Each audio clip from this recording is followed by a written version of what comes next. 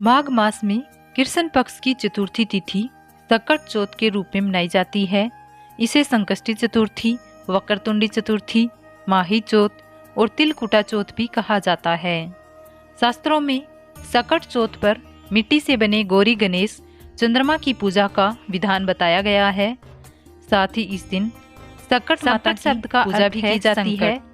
इस दिन गणपति ने देवताओं का संकट दूर किया था। इस बार सकट चौथ 29 जनवरी 2024 को मनाई जाएगी। सकट चौथ पर माताएं अपनी संतान के लिए निर्जला व्रत रखती है और उनकी लंबी उम्र की कामना करती है। इस दिन प्रसाद में तिलकुटा बनाने का विधान बताया गया है, इसलिए इसे तिलकुटा चौथ भी कहा जाता है।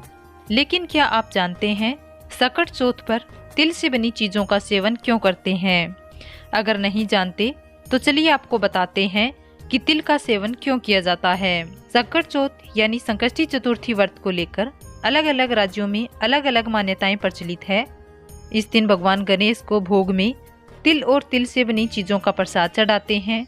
इस भोग को एक रात पहले ही बनाकर एक बांस की टोकरी में ढककर रख दिया जाता है, जिसे पुत्र या बाई ही खोल सकता है। जबकि देश के कई हिस्सों में इस दिन तिल को भूनकर गुड़ की चाशनी में मिलाकर लड्डू बनाए जाते हैं या तिलकुट का पहाड़ बनाया जाता है। कहीं महिलाएं इस व्रत को संतान की सुख समृद्धि के लिए रखती हैं। संकट चौथ का महत्व। ऐसी मान्यता है कि जो माताएं संकट चौथ के दिन निर्जला व्रत रखती है और पूरी श्रद्धा से गणेश भगवान की पूजा करती है, उनकी संतान हमेशा निरोगी रहती है। ये व्रत करने वालों पर गणपति भगवान की विशेष कृपा होती है। कहा जाता है कि इस दिन भगवान गणेश और चंद्रमा की पूजा करने से सारी मनोकामनाएं पूर्ण होती है।